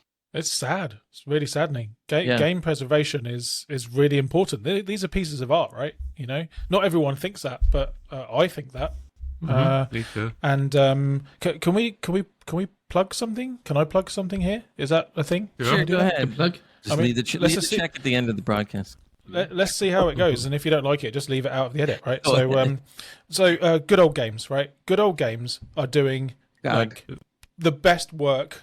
Thank you, Good Old Games. Thank you, because they are doing as much as they can to preserve games that are, in my mind, pieces of art. And go and buy some games off Good Old Games because it's going to help, and they're going to do more great work in the future. But this is really sad for preservation of games, and I don't like it at all.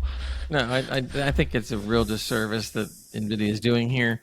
I think they should change this attitude and either create something that will, in the drivers maybe, or something that will actually still run physics properly.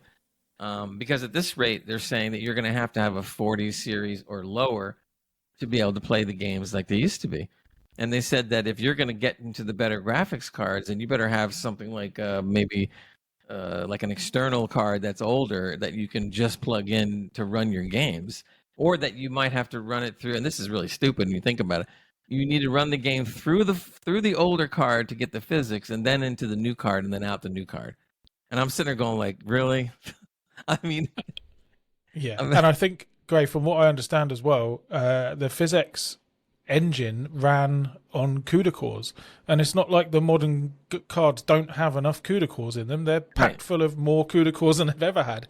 So this was a conscious decision by Nvidia to just stop doing something that will mean that we don't get to play these old games anymore, and that's the shit. I don't get it. Do they save money or something? It can't be they that just don't expensive make to money include on it, them. It just makes their job a little easier because they don't. Companies have to don't make money it. on old games.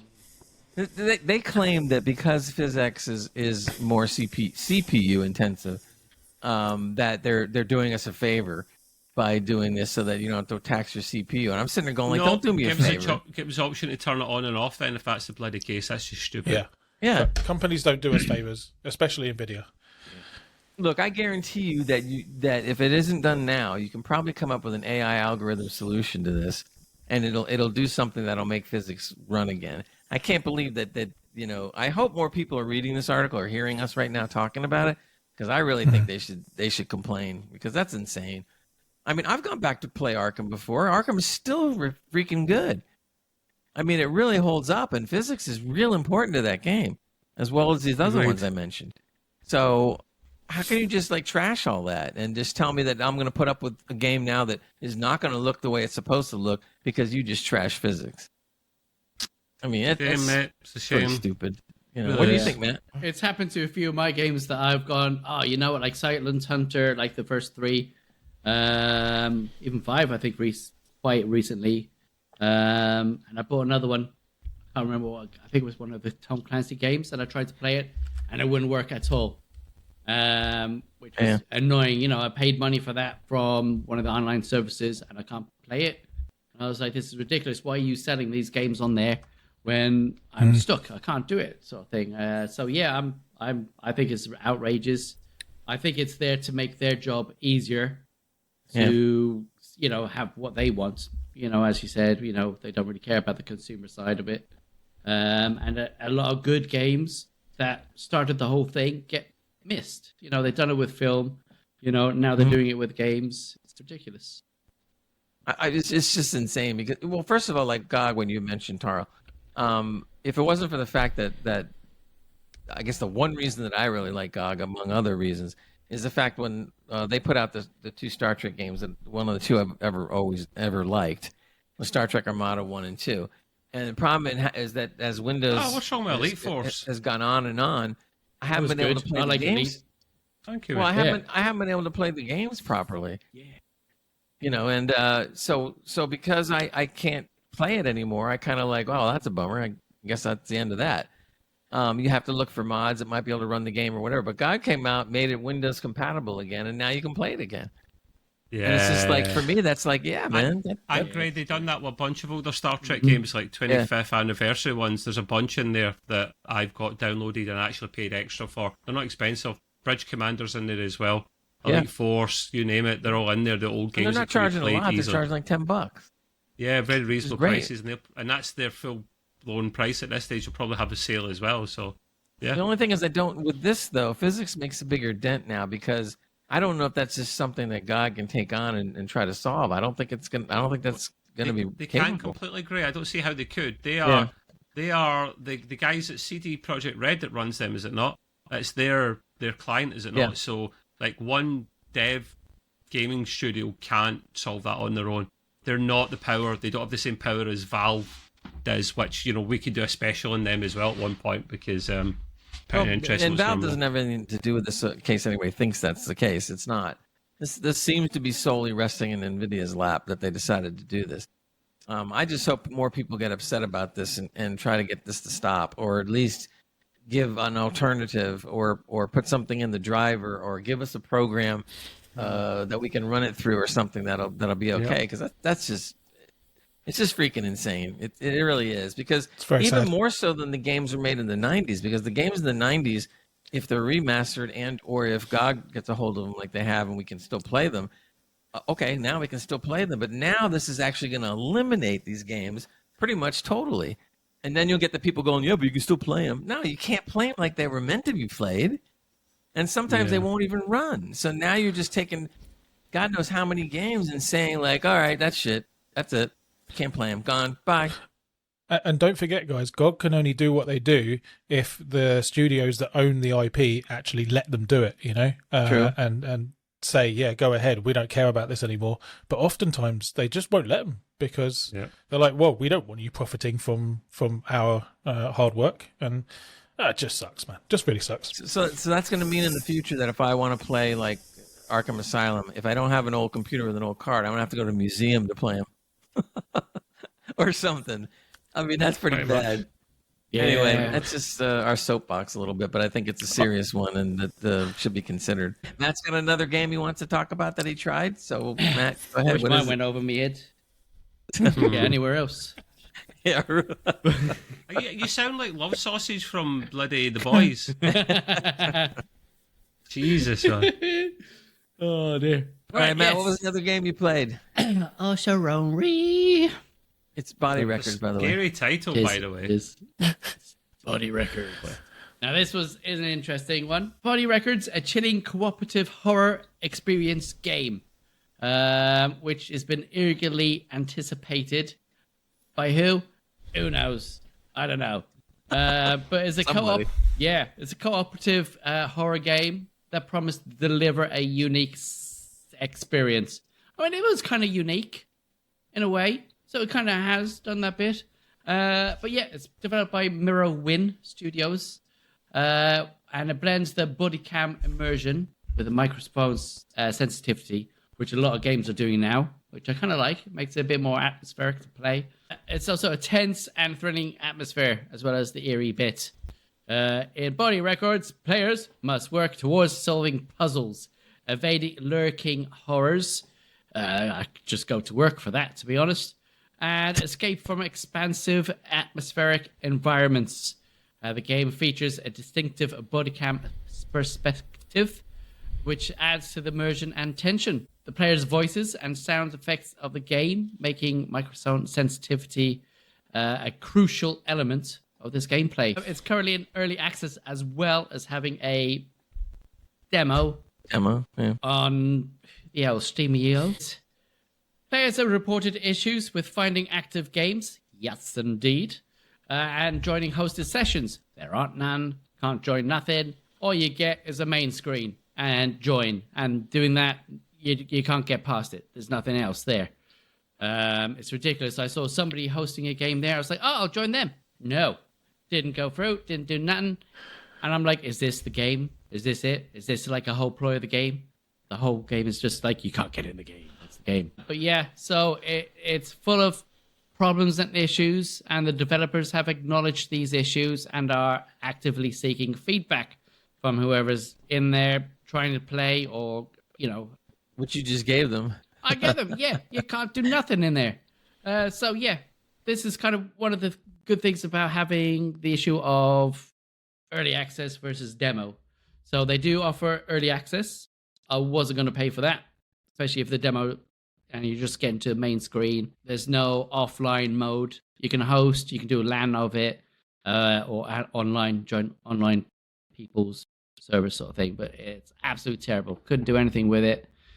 It was depressing to say the least, I guess.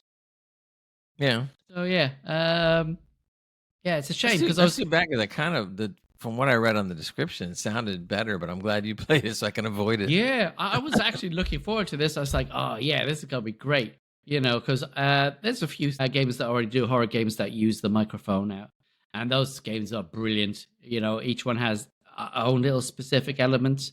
You got Phasmophobia, that's brilliant. Yeah. So yeah, unfortunately, this one goes straight in the bin, early access and all. Throw it in. Okay, I'm throwing the towel on that one. I'm not doing it. Yeah, shocking. It's like, and then I was like, maybe I should hold on to it, and then if you guys get it, maybe we can try getting it again. It's time to move on to the other demos. Exactly. Yes. Yeah. So to stay with the gaming news, Trev's got some things he wants to talk about. So go ahead, Mr. Trev. Probably quicker, this one. Partly this is my favourite game, according to Gray. I don't even own it, and apparently it's my favourite game. So you love your favorite game, but you don't own it? Yeah, well, according to you wrote it. Oh, so I know, I had to drop that in there. Bilateral's coming to the Xbox Game Pass. The next big game to come out of a small indie studio, aka one person, is only just coming to Game Pass because it's on Game Pass right now. Actually, the guy that does this, just one guy, made this addictive kind of semi poker gambling type game. I've never played it. Apparently, it's supposed to be very addictive on mobile phone, really on console, everything. I'll probably play it. I've downloaded it because it's on Game Pass, so why not? I'll give it a little try. I was kind of unsure of it.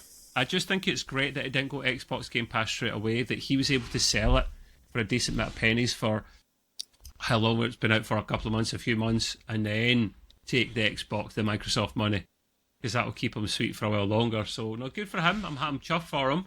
I saw it just now, so go and grab it. I don't know if you can play it in the Xbox console. I'd imagine you could do, but it's certainly definitely. It was nominated for a bunch of awards too, and I think it won a couple. Yeah, it did. Yeah, it won. 100%. Even if it's not my cup of tea, it's apparently a bunch of other people's. It was shown at the Xbox showcase. It's something they done for like smaller games, indie games on Monday just there, and they'll be bringing out a DLC for Collateral as well. I had no sign if that'll be free or not. I kind of hope he charges for it because it's not a expensive game, to be honest with you. So yeah, check that out if you've been curious about it for a while, but you kind of wanted to wait for it to come to Xbox Game Pass. Now it's there, go and try it if you like it. It's very, very small download. How does the whole revenue sharing thing work on Game Pass? They get a check. They basically just get a check up front, mate, and there'll be different tiers in there, like how many downloads and all that kind of stuff you're able to achieve. You might get some more, but up front you definitely get a big check off of Microsoft, and then it'll be there for a limited period of time. So yeah, it works out for him. This is, I think we mentioned this before, God of War remasters could be announced on the franchise's 20th anniversary. Now, I'm on record, I think I said to Gray, I wasn't really interested in playing God of War 1, 2 or 3 because I love the Norse mythology of God of War 2018 and God of War Ragnarok. I wish you'd just done a third one to tie it all up, but I don't think they're going to do that. So God of War 1, 2 and 3 get remastered, hopefully. God of War 3 was already remastered, so maybe they just throw that in for free. You have to, you struggle to find them unless you get a disc that you God of War 1 and 2. You can do PlayStation's kind of virtual gaming thing about the PlayStation Plus. You can play games streaming wise that way. It's never the same as owning a physical disc. So I would be great. I hope they do announce that and it's a reasonable price. I would be tempted to then go back into try God of War because although I'm not into the Greek mythology, if it's remastered, looks shiny and whatnot, it's a reasonable price, or we could get a decent price for us PC gamers. I would be tempted there. So watch this space. That would be, let's see when their anniversary would be. It's definitely up shortly. I was trying to see if I could see a date for it. July 7th, maybe. March 22nd. March 22nd. So just around the corner. Less than a month to wait to see if they actually do. I hope they do. And release a new God of War game. In the older God of War games, though, you can't hear "boy." Yeah. Was it a different actor who played Kratos back in the day? Oh, I don't know. I mean, Christopher Judge. Maybe it was Chris Judge. I don't know. Christopher Judge didn't play it back then. No. Judge's first one was the remake or revitalization. I don't know what you can call it. When they did the first God of War, the newest one. That was his first time. And then he did the Ragnarok on the second go round. Yeah, they should have remastered and then just got him to come in to do the lines again from where it was. Or they just get him to do a third game. There's still strong rumors about the third game, though. They're talking about... but moving it to a different era. I want it in Norse mythology. Only 2 when you've done 3 in Greek mythology. Come on, man. They're talking about moving it to Egypt. Yeah, but the whole franchise has always been like that. They move on to a different... His son's part Viking. His wife was like Viking. Like, these are key people in his life. Like, if you're going to bring his half Viking son along with you to Egypt and mash some shit up, okay. Well, there are some rumors that they said that it could be a game that focuses on the son more, and that the Kratos will be in it, but not as much as he was. Maybe. I think that there is something to it because Christopher Judge has kind of been teasing some things, so that's where it comes from. Anyhow, more layoffs, unfortunately. We thought we had kind of a bit of a lull in layoffs, but more layoffs in the gaming world. Krafton, who are the guys who make Callisto Protocol, which I played. Fantastic game. It's a couple of the guys that came from Mass Effect, went on to form their own studio and do Callisto Protocol. I genuinely loved that game. I adored that game. They are getting rid of some folks as well. I am not seeing a kind of figure of how many people they're going to get rid of. But it's similar to recent articles we've been hearing about other companies, that Marvel Snap company, making some redundancies even though they're doing really well. They're talking about being more slimline, more agile. I'm like, you're making a fortune. Why did you hire these people in the first place if you purposely knew you were going to get fat to just then downsize? Like, well, what was the point? Just to get the game out the door and then you're going to get rid of some of them. Disgusting behaviour, guys. Like, especially when you do well with your games. Yeah, it's a never-ending story that side, though. Two things, though, just to be slightly fair.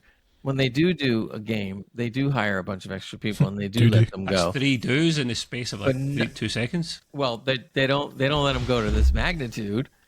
That's for sure. But they do let it go a certain amount and they go on to other games. But this is like unprecedented. You're talking about, and I love the line that you mentioned, Trev, when they all say the same thing. Well, we're streamlined now, so we're lean and mean and. Taking no questions. We're going to go right. It'll take you longer to get your next game out now because you're too lean. Yeah, exactly. And it's long enough as it is now. It's 4 years for a game is ridiculous when they used to put them out in a year and a half, sometimes two. It's a California-based studio. There's a lot of competition in California for gaming studios, game devs and whatnot. So hopefully these people pick up another job sometime soon. The last thing I've got is, unfortunately, a bit more bad news, but different bad news. I don't like to end on a down note, but it's worth mentioning.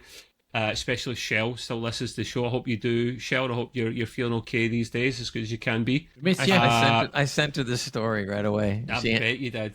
She answered me. She just went, with the little tear emoji. You know. Sad. Yeah. But then she said, "I'd rather it be a really good game." So we gotta wait. Whatever. But very diplomatic. Xbox has officially delayed Fable to 2026, and they're saying it's definitely worth the wait. Why say 2025 if you're not even going to make a whole year? You had a whole year period. It's a long period of time to estimate when your game came out, and you won't make that. That means you've effed up a little bit, people. You've bitten off more than you could chew. Just don't give us a date. Don't give us a date until you can at least give us a guaranteed year window, or ideally 6 months. But we know we're not going to get 6 months. It'll be the year at best. Yeah. We haven't seen much about this. It's been teased a little bit. And this is part of the reason I think it's delayed, because there wasn't basically enough time to, work on this and show us some valuable content. And we've barely seen anything. It's mostly CGI stuff we've saw from this. So, I would rather it's a good game as well, boys. I have to agree with Shell in that respect. It's Playground Studios who are actually do Forza and Forza Horizon. So they're actually...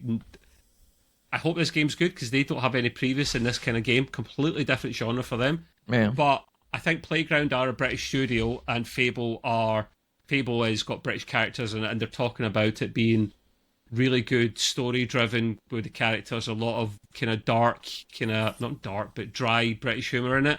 So I'm looking forward to that. I probably would play that, to be fair. Shame, sad. I don't share really want to play that, but it is what it is. So maybe some of the characters actually drive cars in the game, so that might work. That would be cool. There you go. Even though it's set in like medieval times, but yeah, sure. Yeah, a little fairy trying to drive the full big car, and they're like, yeah. Wow. I can do it. I swear. Yeah. But yeah, that is me for my side of things, Mr. Gray. All right, we're back into the hardware tech news now, so we're gonna go talk a little bit more about that.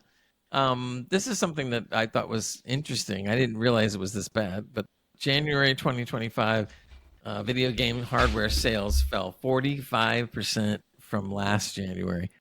Whoa. And I'm like, wow, 45%. I'm sitting there going, like, I can understand, like, a certain percentage. But damn, 45? that's big. Mm-hmm. That's a huge. I mean, I'm sitting there going, now, PlayStation was hurt less. Of the console makers, the others lost more than PlayStation, but PlayStation still lost as well. So it's crazy. So currently, according to the data that they dug up, it fell a massive 45% to 205 million, while accessories fell 28%. So all the accessories that you buy or whatever fell 28%. That's a really major drop there too. All since in the last year or whatever. It's the lowest total they've had since January of 2020. So it's been a little time. Despite the drop, of course, PlayStation still remains the top-selling console, even if they did lose a percentage. Xbox was second, and Switch was... Well, actually, Xbox was second in dollars, but Switch was second in units sold. It's kind of interesting. On the accessory side of things, it said the PlayStation Portal remained the top-selling accessory in terms of dollars. They said for units... What do you make of this, Gray? I make of it as being more trouble, because if this is dropping 45%, 28%, et cetera, that means you're going to see more layoffs. Because not that we're trying to be broken records, but we've been talking about layoffs for months now, and every time we think it's over, we get the news today, again, of Warner Brothers that I reported, and the report that Trev had. So it just never seems to end. But to drop that much, if it dropped that much, and the PS what is 6 or PS5 Pro, right? It's not out yet, is it? Or will be soon, something like that. So if you're having trouble, imagine when it finally does come out. Gray. Imagine not knowing the PS5 Pros and it's been out since November. Whoops. Yeah, see, so if they're already having a problem with sales being dropped off like this, what's going to happen when the new things come out? Already, people are screaming that that the consoles are too expensive, especially the PlayStation. What do you think the cause is? Do you think it's the the financial difficulties? Yes. Do you think it's the lack of good games? What? I blame that personally. I think it's more on the monies because basically when you have a problem buying eggs, because of bird flu and all these other things, you're not going to be sitting there turning around and trying to buy a console. You're more concerned about other things you got to buy. So I think that would be the number one reason. The secondary reason could be the games, but I think that's in its own world because the console can run anything. It can run bad games, good games, or whatever. It doesn't care, basically, but people care. So so the games are in its own world, etc. And they're having their issues too, as we've been talking about, and we're still talking about. So it just seems to be, obviously it's a trend, where some games are getting worse, and with the exception of the few that are good, especially from indies. And now we're talking about this, which is a humongous drop. I mean, that's a lot of money lost right there. And now it seems to just keep on going. So I don't know. I don't know where to put that. I don't. The next story I thought was kind of interesting. They were talking about DeepSeek. We've all heard about DeepSeek and how they created their AI. I'm not even in the AI thing yet. I'm ahead of myself already. Edit yourself, boy. Sorry about that. Anyway,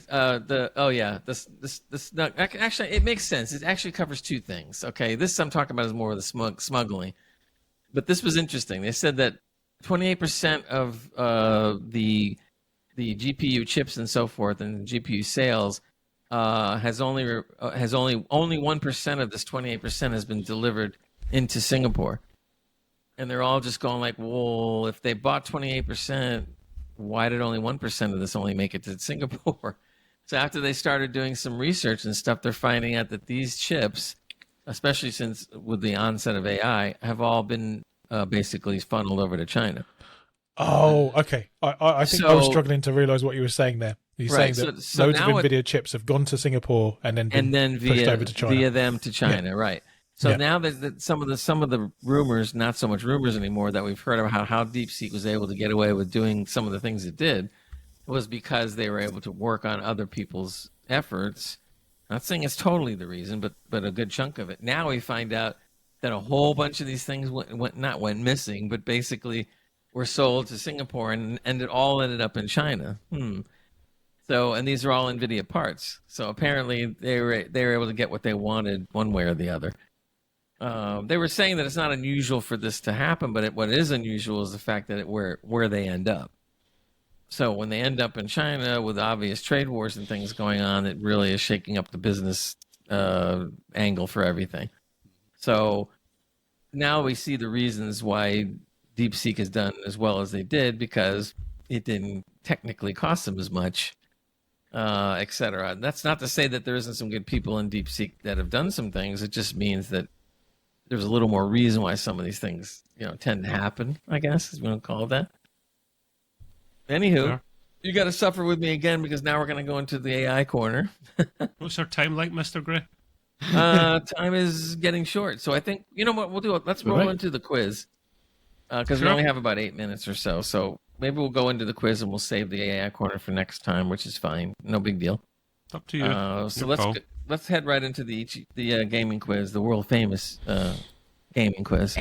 Oh, you ready, guys? I was about to say, it's your favorite part. Psyching myself up. I can do it. And later on, I will be editing in the game music, so that when you're thinking, you'll have something underneath you playing. Has it been answered? Is that what these kind of things are? Yeah. What is that? No, that's part of the question, but you'll see. I'll read the question. Did you make a multiple choice or something? Some of them are multiple choice, correct. That's why I did it. All right, so number one. Make it easier for. According to the Entertainment Software Ratings Board, I don't know if you guys know this kind of stuff, but I thought it was a cool question. According to the Entertainment Software's Ratings Board, what do video game titles rated EC mean? Is it like AC, but different? Yeah, that's AC/DC and now Yeah. EC. Yeah. Is We're not this talking about an the rock and American roll only group. thing? Yeah. Is this an American thing only, or is this another country? I think that the Entertainment It's Software American. ratings are across Yeah. the board. So basically, does For- EC, when your game is rated EC, does it mean eldest child only, age 5 and older, age 3 and older, or age 3 and below? I've never seen I- EC, but I know. I think it means everyone can. So that's Oh, everyone. that's a good one. So what would you say of those multiple choice you would pick? Eldest child only, age 5 and older, age 3 and older, age 5 and 3 older. and below. I'm 5 going and to say older. age Okay. 5 and older. This must be an American thing, Gray. Age 3. I've never heard of this before, man. Yeah, we don't have the ESRB. We have. Hey, I answer your questions when it comes to What's the one we overseas. have? Come on. Yeah, so No, but I don't. You should, put the caveat at the start that it is based in America only, so that Making people know. Because excuses, then people. otherwise I'm screwed. yeah. You guys, let's go. Age 3 and older, Okay. because I know about the child. Charles 5 and older, you're 3 and older. certification. Trev, you're agreeing with Tarl on the 5 and older? Yeah. we have Early Peggy, child. Trev, by the way. That's what it is. Peggy. Peggy. Yeah, that's it. I love Peggy. That's great. I love the guy that goes at Peggy 18. Yeah. Whatever it is. Not to get mixed up with anything else. Exactly. I saved no, myself. no, I saved no, don't myself. say it, don't I say didn't it, say don't it. say it. I didn't say the other word. Some people like it. Some people don't. If you watched Wolverine and Deadpool, There's a you'll lot know of pegging exactly going what on I'm there. talking about. Yeah. Yeah, Peggy. Yeah. Peggy 18. I just want to let you know, Mr. Matt, that you are correct. Age 3 and older. God damn it! So Matt there you always go. gets these right. I hate Matt. That does pretty good in these. All Okay. right, second question. Yeah. Oh, geez. Second question. Listen up, guys. How many circles of hell are there in Dante's Inferno? How many circles of hell are there in Dante's Inferno? 5, 8, 9, or 10? 9? It's Okay, been a long time. You got 9. Go ahead. Anybody else? I'm not confident. 5. 5. It's been a All while. right, 2 5s and a 9. All right. Sold. Carl, ding, ding, ding, ding, ding. You are correct, sir. It is 9. 9 circles of hell in Dante's Inferno. hate That's it. not I've been too there many, last right? week. I should know that. Trev lives in Scotland. He's there every day. Yeah. Scotland isn't Now, hell. now. I live in Edinburgh, a very beautiful city. Thank Yes, you I'm very going. much. Yeah. I'm going. Just I Well, surrounded understand. by hell. I'm English. I'm entitled to make jokes about Scotland, okay? Hey, All Hey, right, Trev, okay, let's dust it off, then. Let's do it. Trev taught me a very important thing. Is I Find used to your go kilt. around saying Edinburgh, and he goes, "Dude, it's Edinburgh." I said, "But it doesn't spell that way." He said, "Doesn't matter. It's Edinburgh." Yeah, I it go, is. Okay. It's We've got lots of places like that, don't we? Borough. Yeah, when you look at it, it looks like Berg to me. I mean, Like but- Worcestershire it is- sauce. A borough Yeah. is a Scottish word. Actually, I only found this out about a year or two ago. I didn't know that because in New York it's boroughs. A year or two That's why ago. the Yanks get Oh, it mixed God. up. So I don't actually blame the Yanks anymore. I don't. It's because they've got Borough. boroughs there. They don't have boroughs, so they're actually saying it the way they think it is. Anyway, Okay, Andrew. on to the third question. Which game series features a character named Nico Bellic? Which game series features a character named Nico Bellic? Call of Duty? Call of Duty? I recognise the name. I think it's a first-person shooter. I'm not going to say anything. So, Call of Duty, you guys? Grand Theft Auto. Well, that's 4. general. Which one? Okay, great. GTA 4. Trev? genital jousting. I don't know. The last dick joke for the day. I have no clue. Well, Trev's not going to like this. Ding, ding, ding, Oh. Matt, you're right again. What? Damn, GTA that boy knows his games. And, Jesus, man! Do you ever leave the house? Nope. Holy moly! I need to Negative. start putting Clearly money you got- on you. You got a Matt. Tesco shop. You got a Tesco shop, so you don't. I know. Yeah. Anyway, I hate it's quiz, been man. fun. We did another wonderful show. So much so that we have to push stories off, but that's a good thing. So Yeah, we'll be better have back more next content. week. Remember, people that are listening to the audio, if you wish to see the video, we put in a whole bunch of bells and whistles on the video side, and that'll be ready approximately 2 days after this show airs. So look for that, and we will be back next week with a whole bunch of new stuff going on. Sorry for all the dick jokes. Apologies. That's right. Yeah. We'll always bring those up. I mean, it's or something else similar. Don't be sorry. This was the dick penis special. We don't say that though. We couch it in different You make it phrasing. so obvious. You just ruin it. You ruin the humor, man. You can't say Don't do you it. can't say I'm gonna hit you actually with what my it is penis. because Okay, you know sorry. you have to I'll make. you have to come up with the proper innuendo. Yes. Purple sausage. Or Yeah, see? Something. There you go. Now you get it. All right, Snappy everybody. nuts. We will. Thanks for listening, and thanks for downloading, and thanks for watching, and the whole 9 yards. And we will see you guys again next week. Bye-bye. Everybody, yeah, right. Everybody, wave. See you later. Bye bye. We get an outro. I'm I gonna hope we slip you do. with my penis. I'm glad we had time. That's still in. Chris. I hope that's still in. Yep, it is. It will be. Bye. I don't want to set the world on fire. I just want to start a flame in your heart.